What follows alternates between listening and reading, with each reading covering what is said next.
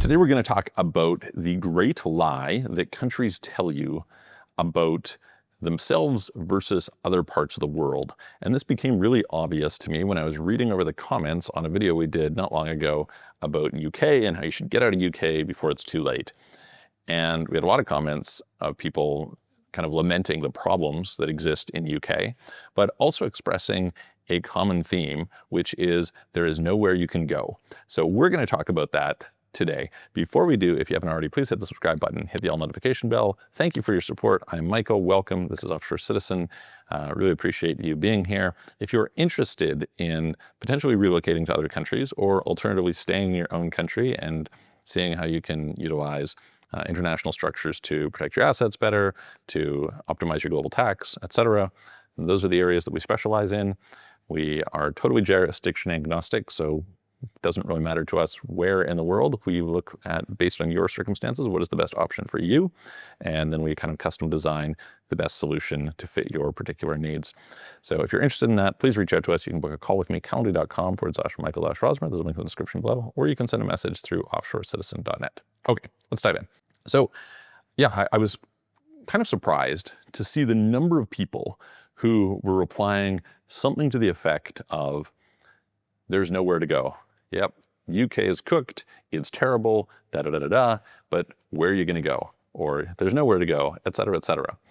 And as somebody who has lived in a bunch of different countries on a bunch of different continents, has done business all over the world, who has worked with people from over 100 and I think it's 145 or something jurisdictions now, I was like, what are you guys talking about? But to me, it is like a little bit of the lie that they tell you to keep you where you are. So there's a very famous quote that I always liked, which was, men are born free and yet they're everywhere in chains. And I think a bit about that. I sometimes discuss with friends and my wife, etc., like, why is it more people aren't relocating and why it will take, some few decades for what I call the Great Migration to sort of get into full role. And it isn't because there aren't better opportunities elsewhere. It isn't because of the fact that people can't relocate. It is often highly psychological and emotional. And that's perfectly relatable. I mean, certainly I felt that when I was departing, and I think a lot of people do. It is a big step to move out of your country. It is a big step, especially to go someplace where maybe you don't speak the language, where you don't know people, et cetera, et cetera. And then certainly, depending on your career path, that can be even worse because how are you going to earn a living, right? So lots of different scenarios that come up. This being said, there's a lot of places you can go. So let's just kind of run through that fairly quickly. First of all, even within Europe, there are places that a person can go that in a bunch of regards are arguably better than wherever you are, depending on the variable that you're looking at. So if you are somebody coming from, say, UK, maybe you're going to find that Eastern Europe is better for you. Maybe you're going to find that someplace like Switzerland is better for you. Maybe you're going to find someplace like Cyprus is better for you. Maybe you're going to find someplace like Portugal is better for you. It really depends on your individual circumstances because it depends on how you're going to earn your money and, what's your situation? Have you accumulated some wealth, etc. But often, a bunch of the things that you were complaining about don't exist in those countries. In the case of UK, let's start with the weather, right? The weather is pretty bad in UK. You can get much better weather going somewhere else. That's pretty obvious. But economic opportunities are sometimes better in other places. Certainly, if you're able to do something to work online, and if you're not able to, it can take some time to build up that expertise, to be able to market yourself, etc. But if you're in that situation, you could certainly be in a case where you may be able to work online, earning an income in sort of Western wages, and you can spend in a lower cost environment, and that can be great. Oftentimes, some of the things that you think of as being freedoms in your home country are actually more free in countries that you would maybe not think of as being free, in part just because they're chaotic. That's one of the things that happens. So this is the case in a bunch of Eastern Europe, and a bunch of Southeast Asia, and a bunch of Latin America, etc. You're just able to do more because it's just less of a police state in the sense that they are not so good at enforcing laws. They don't really pay so much attention. There's lots of corruption, stuff like this, right? So those could be factors for you. You should definitely look at Southeast Asia. Southeast Asia has some wonderful places. In fact, Asia in general has some wonderful places. My brother has been spending a bunch of time in Korea lately. He lives in Vancouver, and he was commenting that, across many different vectors, in terms of healthcare, in terms of safety, in terms of cleanliness, in terms of public infrastructure, et cetera, Seoul is better than Vancouver. Now, is it better in every way? No, it's not better in every way. There are trade-offs in both places. You always have to look at that, but there are some pretty good things about this. If you were to go and you were to look at some place like Taiwan, Taipei is way safer than some place like London. They speak quite good English in Taipei. It's quite clean. It is got a reasonable amount of opportunity, et cetera, et cetera. It doesn't necessarily fit for everybody, of course, right?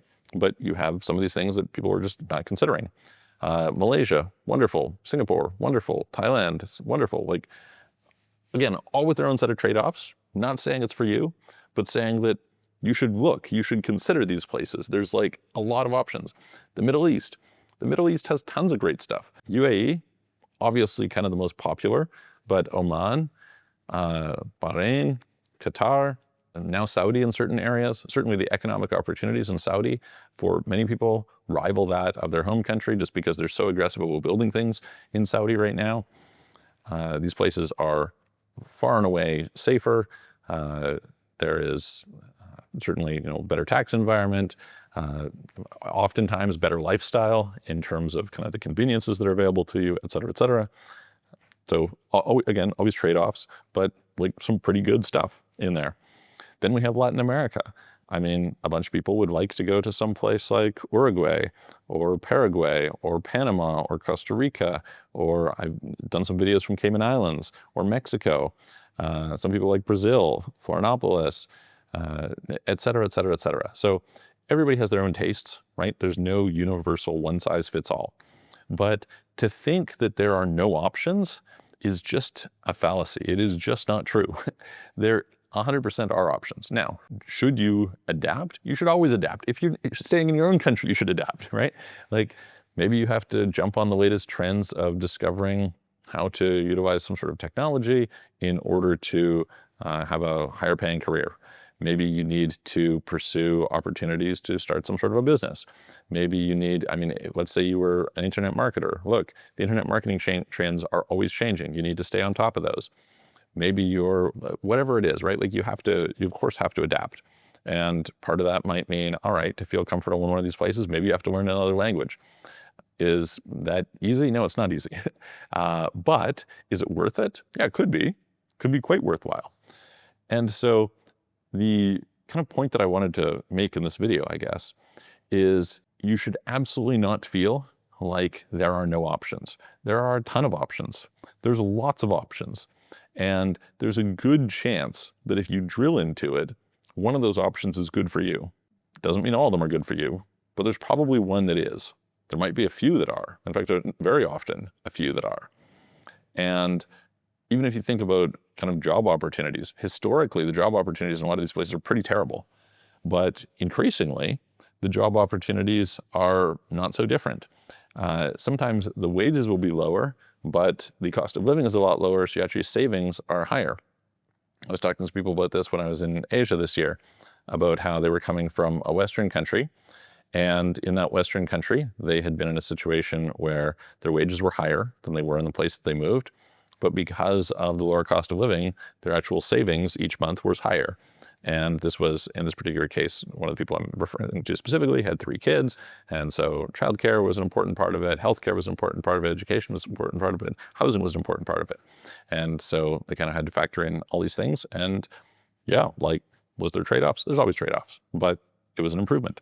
So very, very worth thinking about what opportunities there are for you somewhere else.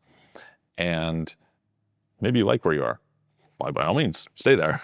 But if you're not happy with where you are, the basic heuristic that I like to apply is I say, why do you live where you live? You probably live there because you were born there, you went to school there, or you work there.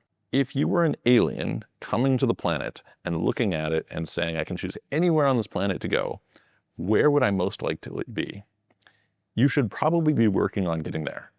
And It doesn't mean that you're going to go there immediately. There might be some steps in between. There might be reasons why you're going to put in some sacrifice along the way. But life is short. You should maximize your life.